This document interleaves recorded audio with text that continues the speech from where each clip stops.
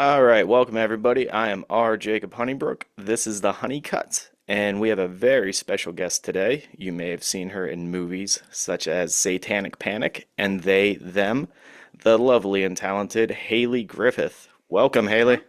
Hi, thanks for having me. Yeah, thanks for coming on. How you doing today?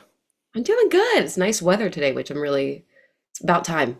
Yeah, we're thawing out here in Ohio, so I'm Oh, glad to you in see it. Ohio? Oh my Yeah, gosh. unfortunately. All right. Well, you have quite the acting career, especially in the past 10 years. You've really been getting out there. But let's start first. You wanted to do acting from a young age, it seems like. Your first movie was an independent film in Yeah. about, what was that, 2010? So you would have God. been like a teenager? Yeah. I think Man, like 13, 14, 12, something like yeah. that. And then you went to school for acting too. So really from a early on stage, you knew you wanted to do this. What drew you to it? I think I was just always a really weird kid. And I always loved just playing and doing make believe and stuff. So I always knew it was there. And like I was voted, I think I was in kindergarten. I got most dramatic. Because I would just run around playing Cruella de Vil. Like I loved all of that stuff. So I got into theater when I was really young.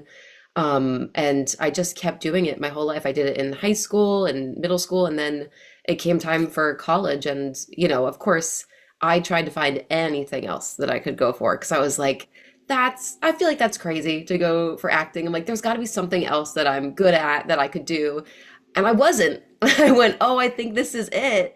And thank God, because it's what I love to do. But thankfully, my parents are really supportive. But yeah, it's always been that I've had that bug since I was really young. Now, did you explore anything else in college, like different majors or anything like that, or did you just know, Not, like, it's not for me? yeah.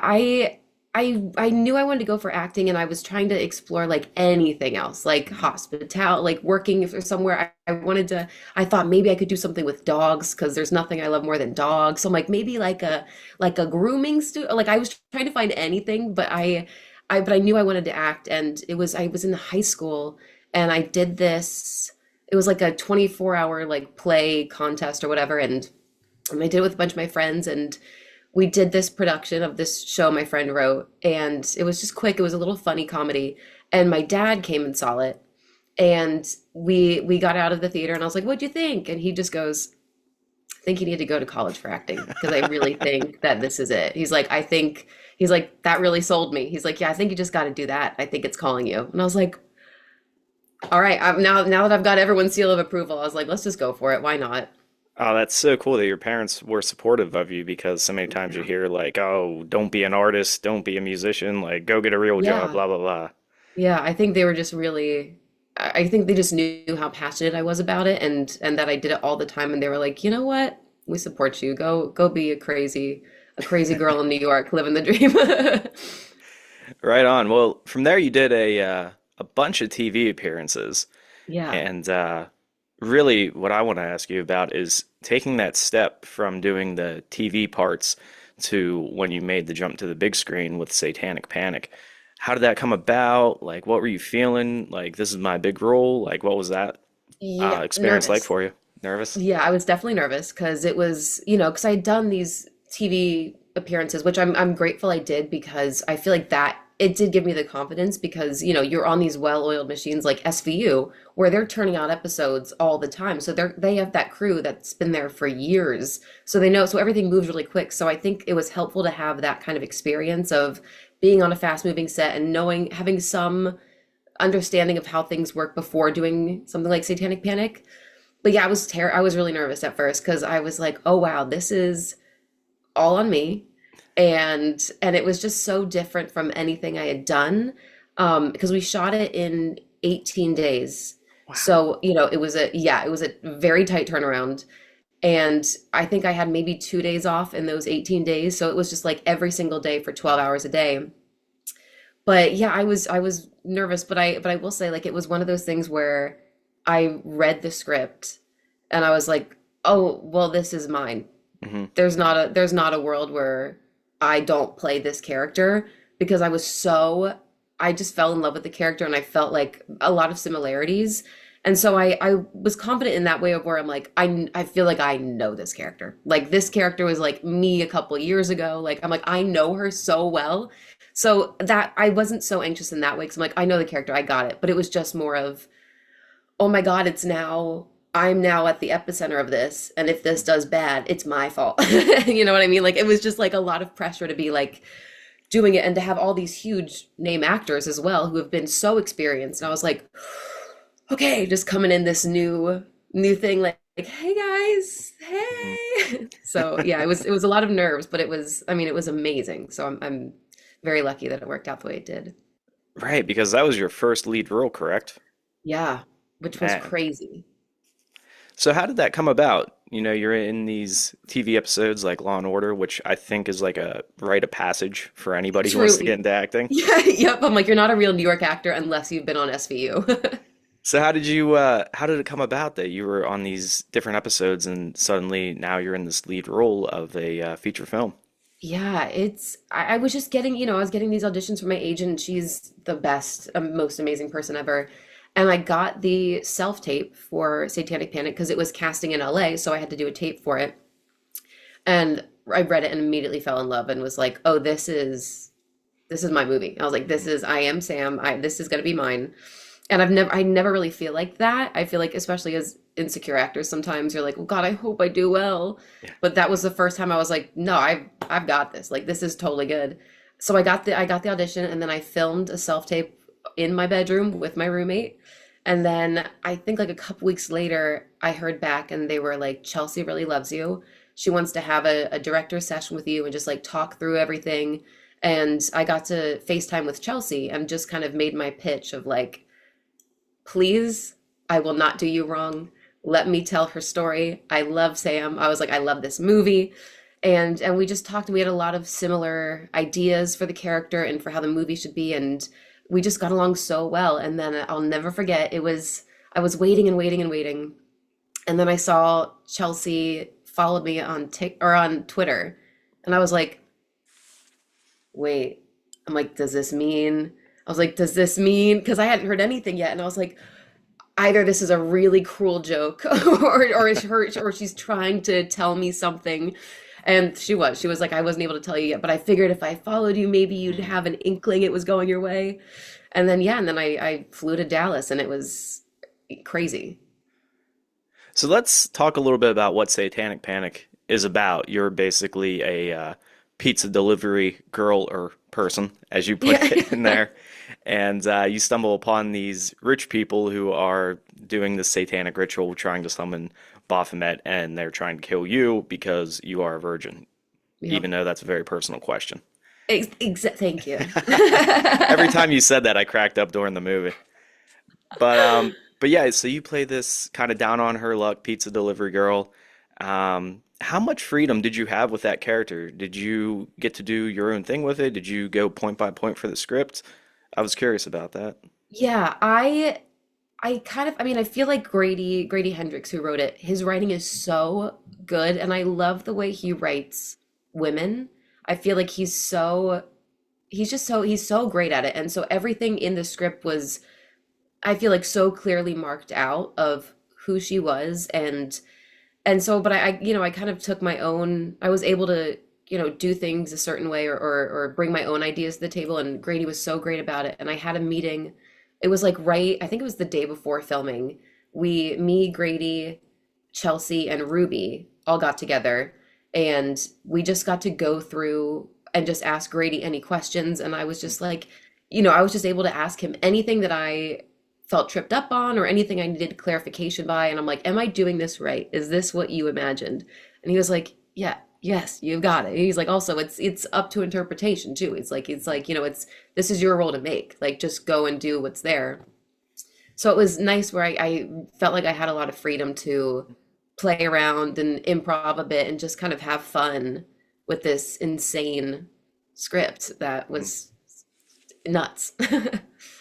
And that had to be a blast working with Grady. I've seen more and Oh, more of his stuff just on social media, people meeting him. I talked to my co-host Kevin on Midnight Terrors podcast, and he's met him, and everybody oh, just has great things to say. So what was that he's like working with him? amazing.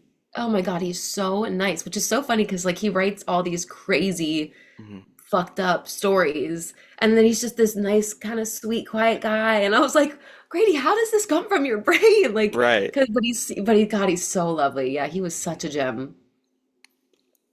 So, still on Satanic Panic, were you a horror fan before you did this movie? Like, did you have a passing interest? Were you die hard? What was Die that? Hard. Really? I grew up on horror. Like that Okay. was when I was growing up, my dad and I, from like the age of probably 10 until I went to college, we would have a horror movie night every weekend, or a horror movie day, I should say, because it was all day. Every Sunday we would just sit on the couch and then just watch marathons of horror movies. And that was like my upbringing was just these crazy movies. And I've always loved it. And I always just thought it would be so fun to do one. And I would watch them and I'm like, God, I want to do that. I want to be bloody. I want to be running around screaming. I want to. It just always seemed like such a fun job to me that they get to do. Because it's really, because acting's amazing, but doing a horror movie is just because all the stakes are at a 10 and you really get to live out the most insane circumstances. So I always knew I wanted to do horror. And then this fell in my lap, and I was like, "Oh God, please, please!" Because it's a horror comedy. I was like, Hmm. even it's my two favorite things, comedies and horror. So yeah, I was a die hard horror fan. So this was like a dream come true. My dad was very excited. He's like, "You did it! Oh my God!" You're living the dream. It's funny. Truly, It's always the dads that get us into horror, isn't it? exactly. I know my poor mom was like, "This is horrible," and we're like, "No, this is great." So, I mean, I don't know about you, but I never knew. Like, I liked horror. That was like usually my go-to genre if I had a movie on. I didn't realize how much of a community there really was behind it. There's conventions and Oh. festivals and podcasts and just the fandom. So, I mean, did you realize that was there? Because that was new to me. That was brand new to me because I had no idea. I just thought, I assumed like everything, things can have a following or whatever, but I never knew how truly much of a community it is and how diehard people are and how nice and supportive. I feel like the horror community is like the nicest community I've ever experienced, which Right. I feel like a lot of people will be like, but it's horror. I'm like, and they're the best people. And like that was something that was very new, like especially when Satanic Panic started, we started doing press and things started coming out about it.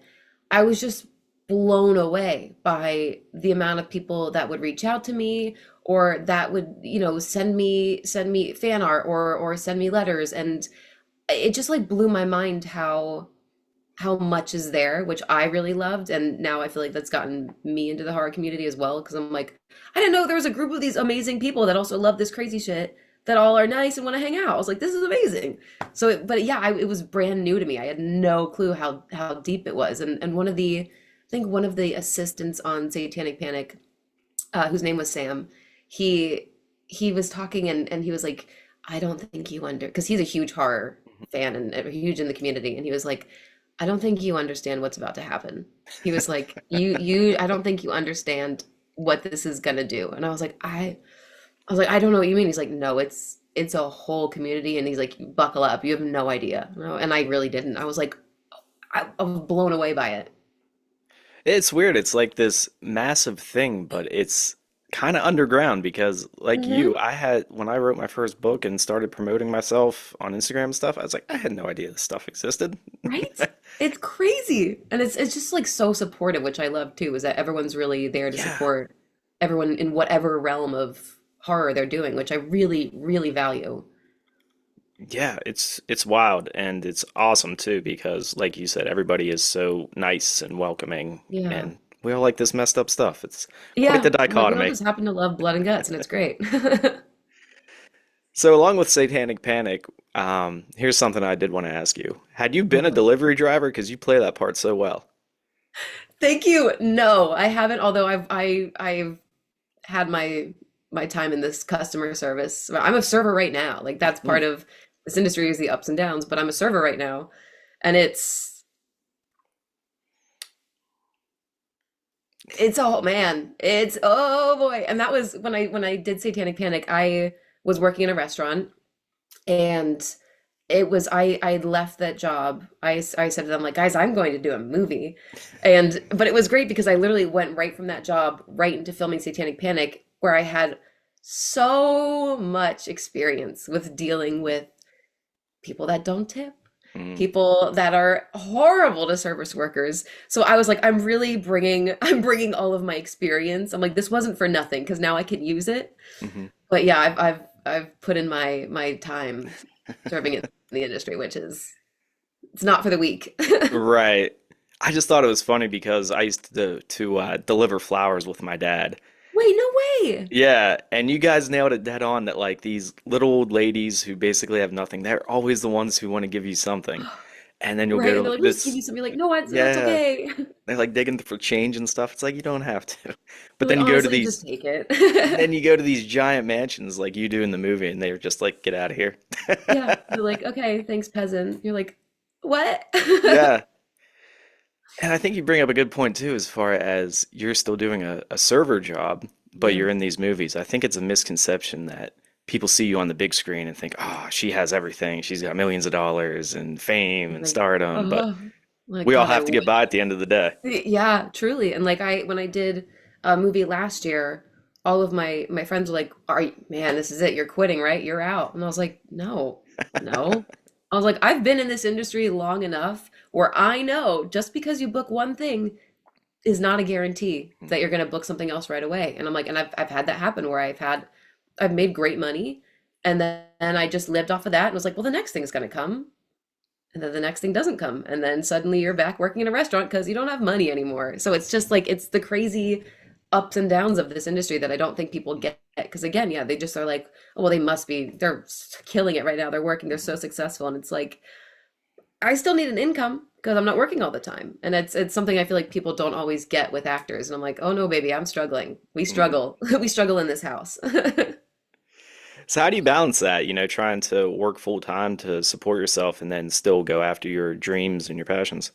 Yeah, it can be tricky because I feel like especially now that because when I used to serve, it was so easy for me and to be able to go and audition and whatever, it was so easy when I was a lot younger. And Mhm. the minute I hit 30, I was like, wow, everything hurts a lot more now. And suddenly the recovery after working a shift is not as easy as I expected it to be.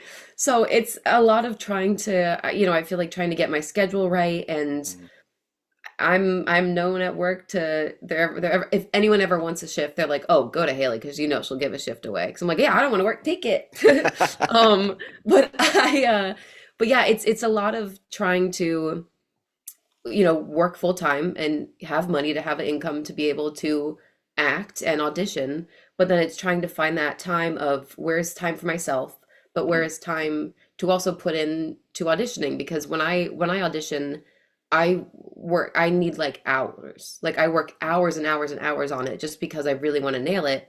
And sometimes it's hard when I'm working and I get an audition and I'm like, oh my God, I'm going to be stuck here for the next 6 hours when I would like to be prepping this. So it's just like trying to find a balance of like, I'll print a script really tiny and put it in my pocket. And if I have like a moment at work where I'm not serving a table, I'll just quickly look. I'm like, okay, that's on my line. Okay, all right. So just like trying to drill it. But yeah, it's tough finding a balance between both of them because my side job is not my career, but Mhm. I need it to have money. So For it's like sure. it's that tricky balance. And you bring up a good point too. I never realized just how much goes into an audition. From the outside, I'm just like, oh yeah, you show up, say a few lines, they like you or they don't. I guess Yeah. I didn't realize how much practice goes into that. Yeah, and especially like I mean, I don't know if that's for all people, but I'm someone that I really when I get something I work, I like read. I have this acting book that I even for every audition, even though I've read it a million times and I know everything in the book, I'll still read over these chapters just like while I'm working on stuff, and I'll do like full pages of notes just to like know that I've hit every mark, so I know that I'm not missing anything. And it can be a lot because I'm like, oh my God, I'm like, Haley, can you just not do that all the time and maybe just like wing it once in a while? And then too, now with everything mainly being self-tapes, there's that whole other thing of having to set up everything Mm. and then edit and I'm very lucky where my agents they have a studio in their office. So if I'm ever like, I literally can't film this on my own, I'll just go there. They have someone to read with me. They have someone who films it, edits it, sends it in, which is great. But like for a long time, I was doing all of it. Mhm. So you have to be the actor and then you got to edit it all and get the lighting right. And I'm like, oh my God, it's just like it would be hours and hours and hours. And I'm like, oh my Lord. I'm like, just cast me, please. I'm tired of this. Well, that's wild because I hear it from bands as well that, you can't just be a guitarist anymore. You have to be a personality. You have to know how to edit. You have to know how to record. You have to know how to produce. It's just so Yeah. much more that you have to think about these days. Right. It's crazy because before you would just, before the pandemic, you would just show up to a place, you go in, do your lines, and then I'm like, okay, I'd leave and forget about it. But now it's like you can't really forget about it because you have to edit it and you have all these clips on your computer. And Mhm. I now send it to my mom. Like I'll narrow it down and I send it to her and I'm like, you pick. I can't watch myself anymore. I'm like, just tell me what's good. I don't know. Do your parents always watch your movies? They do. Yeah, they Nice. do. Thank God. I mean, well, sometimes. Sometimes I'm like, okay, just cover your eyes really quick. And then but my poor mother, she suffers because she is not a horror fan. Hmm. So there's been times she's like, it's fine, okay. And she's like, am I okay to look? But she suffers through. I'm very proud of her. Yeah, that's awesome. I always send my stuff to my parents that I write. Oh, My oh, mom is that's not so a sweet. my mom is not a horror fan at all. She saw The Exorcist in that when it came out and that she was one and done. So to have her reading the stuff, I'm like, yeah, so how do That's you think I fair. should have a werewolf rip this guy apart in this one, Mom? She's like, honey, I don't know. How about they be friends instead? And you're like, wait, Why can't you write nice things? yeah, yeah, exactly. So Satanic Panic is really more of a dark comedy than anything. It's Yeah. very laugh out loud the whole way through. I mean, that had to be fun on set. What was that vibe like? It was a blast. Oh my God. It was so much fun. I think because everyone was so down to just go crazy with it. And yeah, I just feel like and the people were amazing that worked on it and it was very collaborative. So I think it was, and there was just so many insane things that would be happening every single day we were filming, like either that freaking sheet that attacks me or having like Ruby covered in all these stuff and puking out worms. And so there was always crazy things happening. So it was a great bonding experience for all of us because we would just all look around like, this is nuts, right? Like this is all insane. We all know this. Okay, amazing. But it was just really fun because I think because the energy was so good and we were all just here to make this crazy, silly movie that Mhm. I think it was just a blast to work with everyone and especially like Ruby. That's my best friend. And we Nice. met through the movie, but I'll never forget we got in the car. We were going, I think, to like a rehearsal or a fitting or something. And we got in the car and it was our first time meeting in person and we were like, oh my God, it's so good to see you. Ah. And the driver was like, oh, you guys know each other? We're like, no, we just met right now. And they were like, what? So it was just like that kind of energy on Mhm. set where everyone was just so happy to be there and so, excited to do something so insane together that it was just like a great place to be. And I loved showing up every day because I'm like, all right, what are we doing today? All right, guys, what are we doing? What crazy things happening? I would compare it to Idle Hands in that vein of horror comedy. Yes. And you should consider that a compliment because Idle Hands is one of my favorite movies. Oh my God, it's so good. Oh, Well, that's so, from yeah, it's crazy. from Satanic Panic, did that then lead you to the role in They Them? Yeah, so it was crazy. So Satanic Panic happened, and then I did a bunch of TV and like I did a period piece film and all this random stuff, and then it was crazy because Satanic Panic came out, and it came out in oh Jesus, September, somewhere between August to October, it came out, Okay. and pilot season was about to happen, and I was like, oh my God, this is it. This is my moment. I'm like, I just had this big thing. We're about to hit pilot season. And then the world shut down for a couple of years. And I said, "Oh, wait, what? Wait, we're not. Oh, this isn't a. Okay, great." So yeah, I went a long time without auditions and, things being really slow and people not knowing if were going to be working. And then I just got this tape. I think it was the summer of 2021. I got it. And that was like the second time, kind of like the thing I had with Satanic Panic, where I read it and I went, "Oh, I have to get this. Mm. That's it." And that one was, I did a self tape as well because everything at that point was again virtual. And I actually did a self-tape with my friend, and I was like, I felt rushed because she only had a certain amount of time, and I didn't really like how I did my tape. So but I didn't have anyone else to film with me. So I had the majority of the lines in my tape. So I was like, I think I can fake this a bit.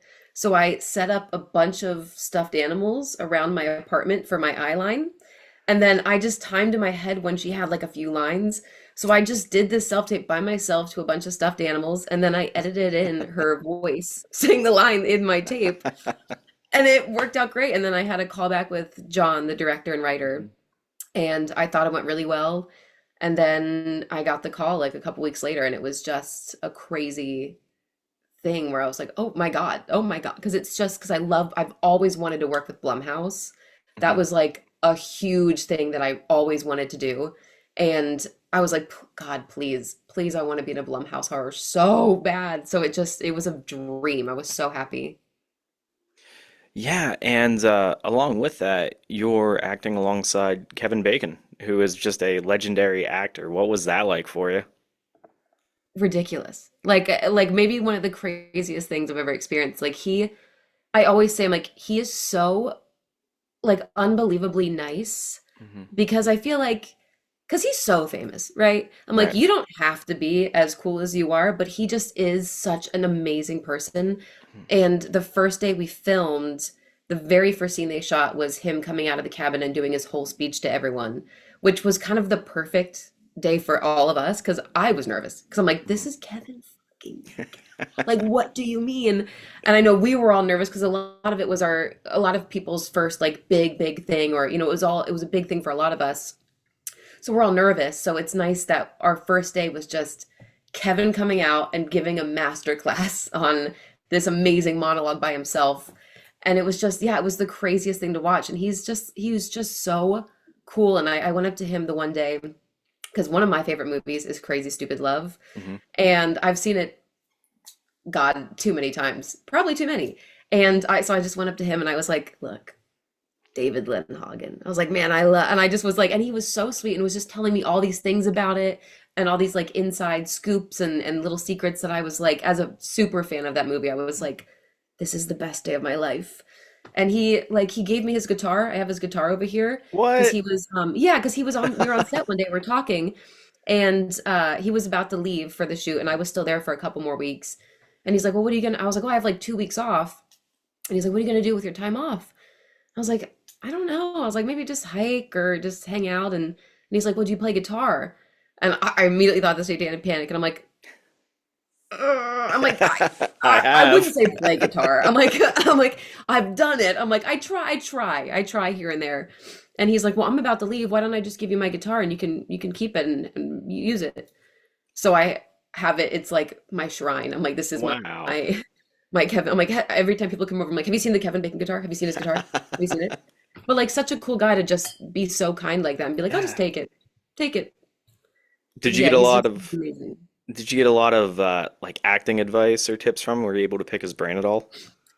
Yeah, he's just so something that I feel like I learned working with him and watching with him is he's so natural. Mhm. And there's just something in the way that he works where he can be so terrifying, but not, he doesn't have to do much. Like he can just shift one little thing and it's like it's just so like he was doing the opening monologue and I was like, how is he doing this? Like it was just the most natural thing. It just flowed off of him. And you would see it and I'm like, yeah, that's amazing. And then you'd watch it on the monitor and I'm like, it's like witchcraft. Like he just Mhm. knows how to do this most natural element thing. I don't know how he does it, but just like watching him was really Mhm. fascinating and I think really helped too of just being like, okay, he just throws it away a lot. And I think which is a huge thing that sometimes actors we get myself, mainly myself included, where you can get so wrapped up in your head Yeah. and then you forget to just throw it away. Throw Mhm. it away, just do it. And I was like, fuck, that's yeah, okay. So that was really helpful working with him to see that and be like, oh, duh. So They Them, it is a pretty much a slasher film set at a gay conversion camp, trying to turn people straight. A little bit of darker undertones going on there. There's some psychological Yeah. horror elements to it. You play a antagonist in this one, as opposed to the starring protagonist. You are Sarah, and I believe she's the activities director at this camp. Yeah. And all these counselors are kind of nefarious in their own way. How did Horrible. you, how did you like playing the bad guy instead of the good guy in this one? The shoe was on the other foot. It was really fun. I was like, Yeah. wait, it's fun to be bad. Because especially because I feel like up until that point in my career, I haven't never played anything like that. I've always been, something like Sam, where like nice or sweet, a little naive. And this was the first time that I really got to be awful. Yeah. And it was a blast. I was really excited about it because I'm like, I just never have really done anything like this, or I've gotten the opportunity to do something like this. And yeah, it was crazy. And I was, it was stressful because it was one of those things where I'm like, because as someone who I want nothing, no part of me to be like Sarah at all. I'm like, she is she is the antagonist of everything that I am. Like she is the total opposite. Hmm. So for me, it was like, where they always say like you can't hate that, you can't judge the character, you can't, or you can't hate something, you have to, humanize them. So that was my first thing that I had to do was be like, okay, maybe she's a horrible person to the outside. I said, but how are we going to make sense of this and bring in the like what because for me I was trying to figure out like what makes someone do this kind of awful thing and really believe it. So I went down like a whole spiral of like child psychology and the results of certain traumas from childhood and just trying to piece together of what I think this person went through and what led her to this moment and why she's like this and why to her she's not wrong. She's right and she fully believes she's right. So I'm like, what do you have to go through to really fully believe that this horrible thing you're doing, that you're right, then you're helping them.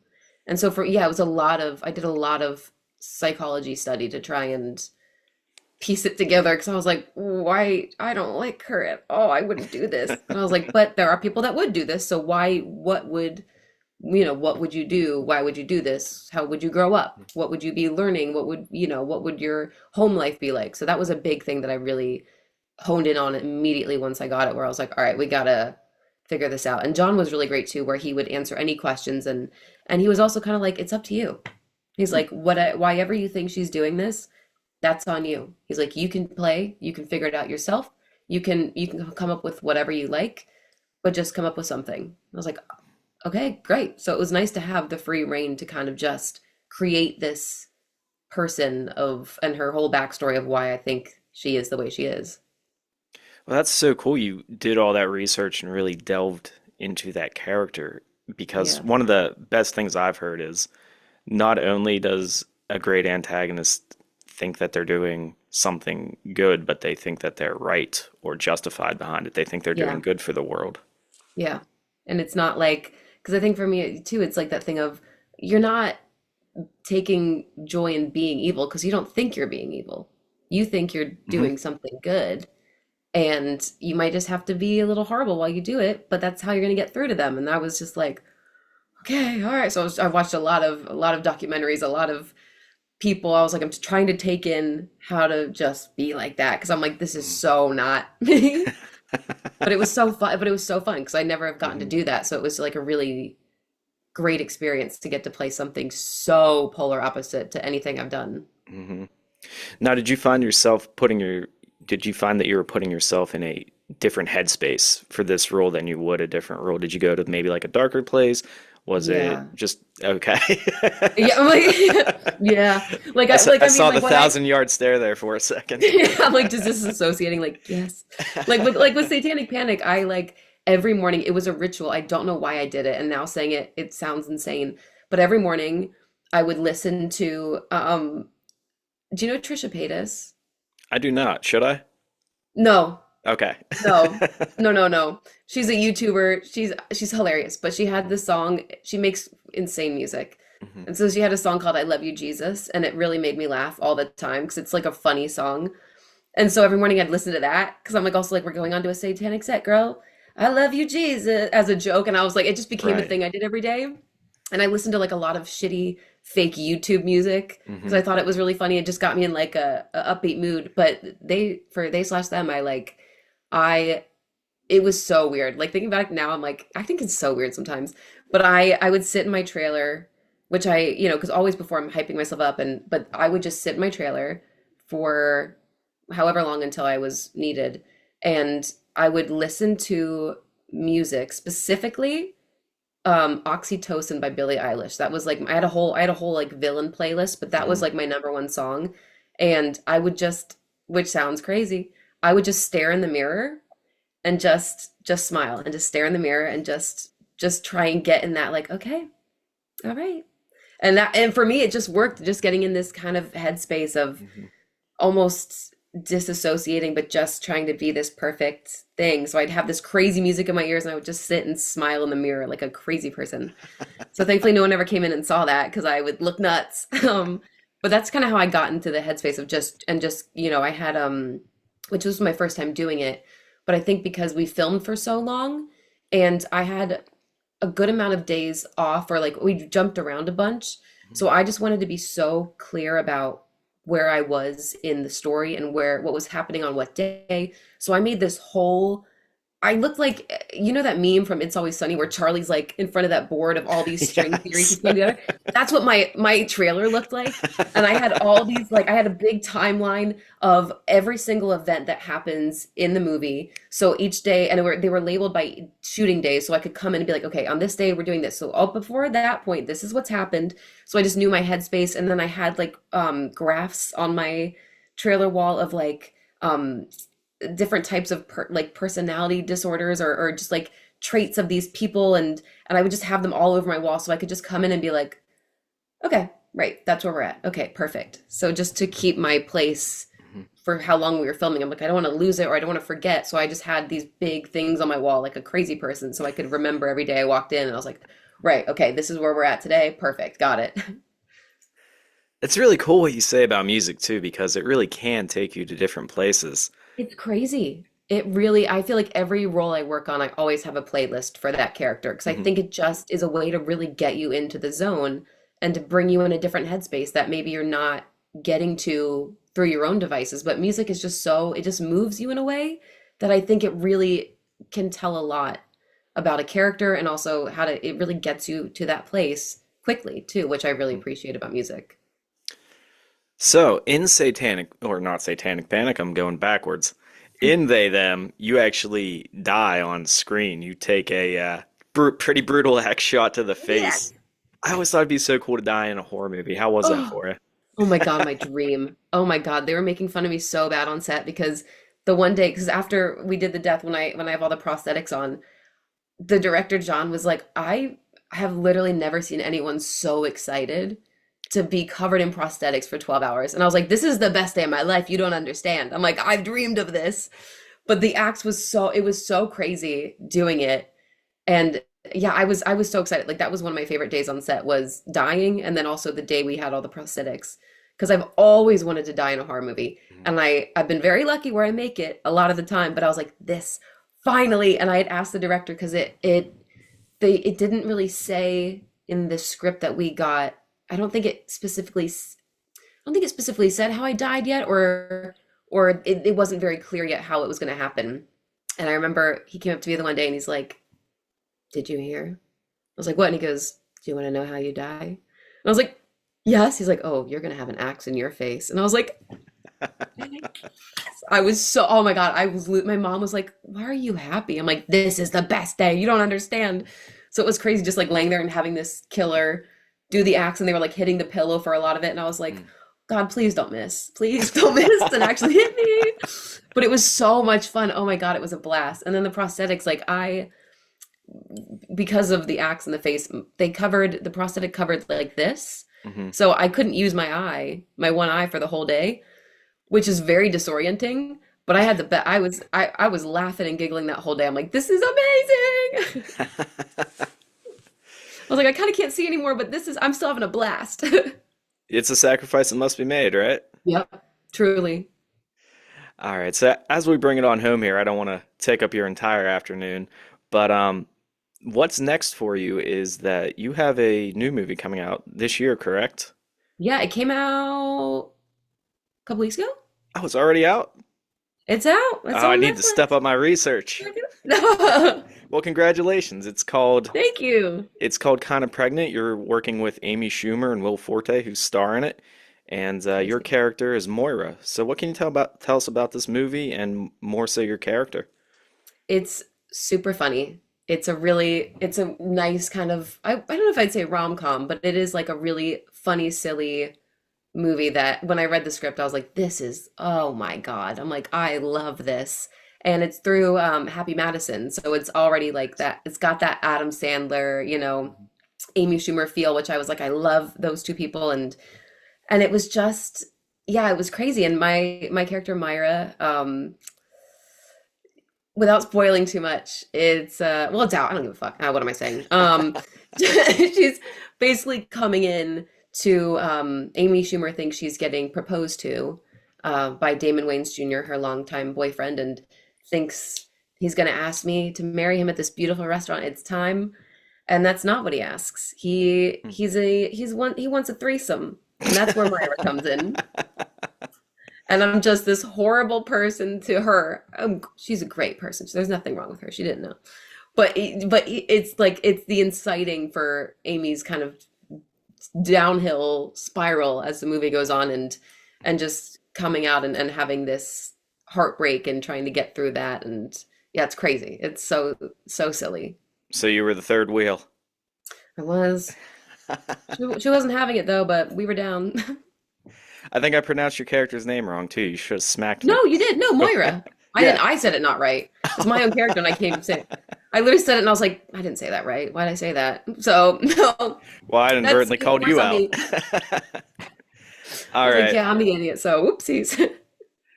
All right. We'll end with one last question here. Not really a question, but really, I know a lot of creative people are out there into film and especially horror, man. There's a ton of creative people I've met into Yeah. horror. And more specifically, your acting. You know, a lot of people are interested in acting in horror movies or plays or whatever. I mean, what advice would you give to somebody who wants to get into this or is maybe in the business but kind of feels stuck? Like, I just keep getting these bit parts. Like, how do I take it to the next level? What would you tell somebody in this field? Yeah, that's a great question. It's so hard, but I think the thing is to just keep pushing. And you know, I'm always a believer of everything happens for a reason. And especially with this industry, timing, no one is on the same timeline, which can be frustrating because there are people that, their first audition they'll book and then they're blowing up and they're booking all the time and then there's people like well, I'm one of them where I'll book a lot for a while and then there's kind of a dry spell and then you go back to booking more and then there's you'll go a little bit longer and I think just keeping keeping the good energy and trying to just keep pushing and whether that is, training, doing classes, making your own stuff has been something that I think is really great, especially nowadays with social media and all this stuff where it's so accessible to even make something silly on your phone or whatever. I think anything just to keep being creative and to keep pushing because it will happen. It's just sometimes the timing is going to be a lot longer. But yeah, I just say keep pushing and keep being creative and just try to get out there and network, which I'm horrible at. I'm trying to get better at that. But like just stuff like that, like just trying to meet people and get yourself out there because it will happen. It just you gotta be patient. Hmm. I know very well about that. Patience is a virtue, right? It truly is, my God. And what you said about social media too, my philosophy with it is don't let people ignore you. Keep reminding them that you're there. Like, it's such a Yep. great tool for that. Yeah, truly. And like it just putting anything out too. Like Hmm. it's because you never know what's gonna hit. And I think that too is helpful because now so much of the industry is big on social media and they Hmm. want you to have a following and all this stuff, which can be annoying when you're like, I just want to act. What do you mean I have to have a so many followers on whatever? But I think it's a good way too to show people who you are and what you can do. And you can easily work in what you love to do into videos like that and then get people to see you as well. And then, it brings people their brain. I got an audition before from a video I posted where it was like I made a like a stupid funny video where I was talking and this comedy writer and director was like, can we bring her in? Because I saw this video of her and she's really funny naturally and let's just see her. That's So it's awesome. like stuff like that where you never know Yeah. who's watching. And I think just putting out all your interests so people know you're there, Mhm. I think can be helpful. Well, right on. Do you want to plug your movies, plug your socials, tell the people where they can find you at? Yeah. Yeah, God, what are my so that's how oh man. Pull Okay. up the list. I know I'm like, all right, let me see what we got here. Check out Kind of Pregnant. That's on Netflix right now. I'm on Instagram at Hale_Griffith, and I'm on TikTok at I think it's Hale Griff. Hale, yeah, Hale_Griff. That's right. That makes sense. And you can see me fall on there. Oh. I'm just an idiot on TikTok, so go ahead. Smash that dislike button. Is there a dislike button on TikTok? Nope, there should be. There should be. I'll make one. There you go. All right. Well, Haley, thank you so much for your time today. I Thank you really so much, appreciate it. Joy. It was so nice talking to you. Yeah, likewise. You're welcome back on anytime. So, Woohoo! all right. Enjoy the rest of your day, Haley. Thanks again. Thanks. Same to you.